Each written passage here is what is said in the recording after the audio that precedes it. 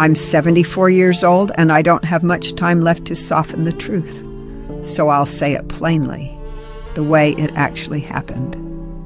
After 60, my life without sex didn't arrive like a door slamming shut. It faded, quietly, politely, almost kindly. At least that's how it felt at first. I'm telling you this now because no one told me, and because I don't need comfort anymore. I need honesty. These days my mornings are slow. I wake up before the sun, not because I want to, but because my body does.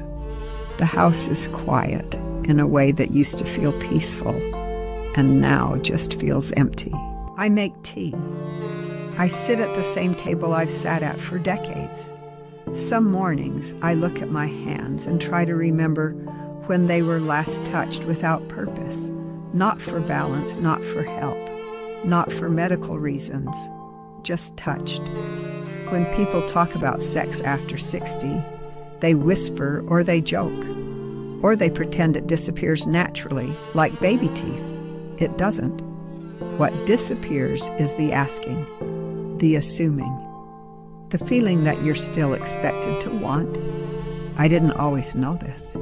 In my 20s and 30s, sex was just there. It wasn't a topic. It was a background hum. Something folded into marriage, into weekends, into tired evenings. I married young. He was kind, responsible, reliable. Not a man of grand gestures, but a man who showed up. That mattered to me. We worked. We raised children. We paid bills. We fell into routines because routines kept the wheels turning. Sex slowly became scheduled, then postponed, then quietly skipped. Not out of anger, out of fatigue. We told ourselves it was normal, that we'd return to it when things calmed down. Things never calmed down. They just changed shape. In my 40s, I still wanted to be wanted. I just didn't say it out loud. I thought desire was something you were supposed to outgrow gracefully, like selfishness, like impatience. So when he reached for me less, I told myself it meant we were mature. When I stopped reaching, I told myself I was being respectful. No one ever says how much silence costs. It wasn't one big decision, it was 1,000 small ones. Turning off the light too fast, choosing sleep over closeness, letting a moment pass because tomorrow felt safer. Tomorrow became years. By my 50s, sex had become a memory we both pretended wasn't missing. We talked about our children, our plans, our aches. We stopped talking about our bodies as if they belonged to us.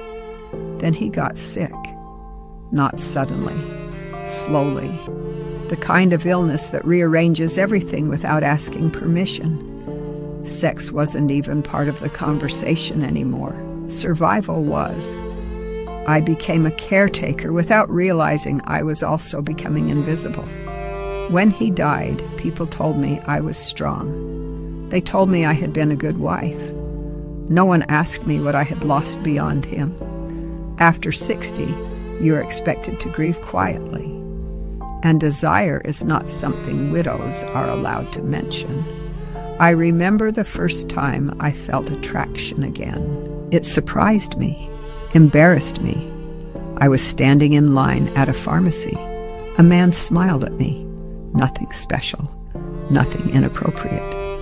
My chest tightened, not because I wanted him, but because I remembered wanting. I went home and cried in the bathroom so no one would hear. That's the part no one tells you. It's not the lack of sex that hurts most. It's the feeling that your wanting has nowhere to go. Doctors will talk to you about hormones. Friends will joke about freedom.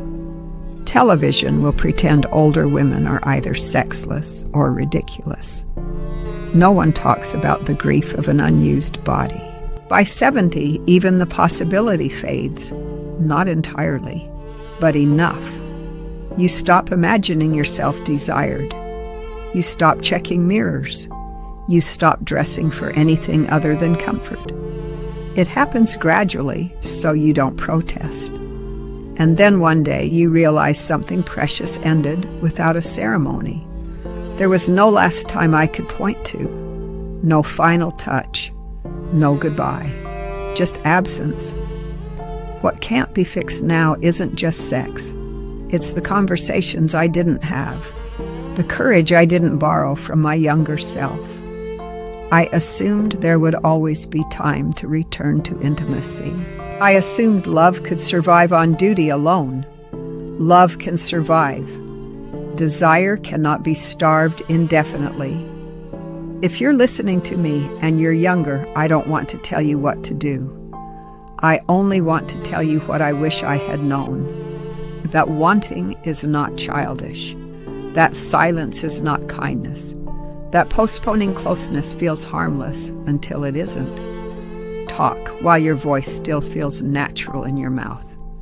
Touch while your hands still feel like your own. Not because youth lasts, but because it doesn't. I don't regret my life, but I grieve a version of myself that slowly went quiet. I still sit at this table, I still drink my tea. And sometimes, in the early morning, I remember what it felt like to be reached for without needing a reason. That memory stays. If this meant something to you, sit with it for a moment. That's all I ask. I've said my piece. There isn't much time left for anything else. If this story stayed with you even quietly, you can like the video so it reaches someone who might need it too. If you feel comfortable, leave a comment, not advice, just a thought or a memory or even a single word.